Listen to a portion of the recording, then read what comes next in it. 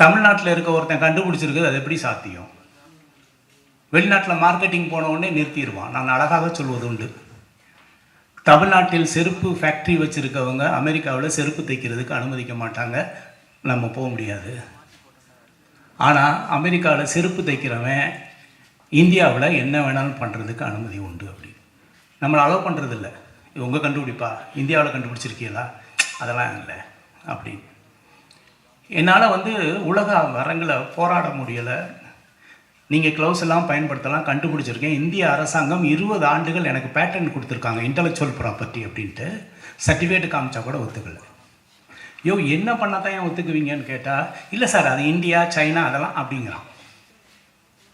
அப்போது ஒரு முடிவெடுத்து லண்டனில் போய் கின்னஸ் வேர்ல்ட் ரெக்கார்டு ஆஃபீஸில் அப்ளை பண்ணி, உலகத்திலே வெறுங்கையில் பயன்படுத்தக்கூடிய ப்ராடக்டை ஒரு தமிழனா ஒரு இந்தியனை நான் கண்டுபிடிச்சிருக்கேன், ப்ரூவ் பண்ணுறேன்னு சொல்லி 1000 சொச்சம் பேர் தலையில் ஹேர் கலர் கிரே ஹேரோடு இருக்கிறவங்களுக்கு ஹேர் கலர் பண்ண வச்சு, வெறுங்கையில் பண்ண வச்சு, கையில் ஒட்டலைன்னு ப்ரூவ் பண்ணதுக்கப்புறம் தான் உலக மார்க்கெட்டில் நான் என்ட்ரி ஆனேன்.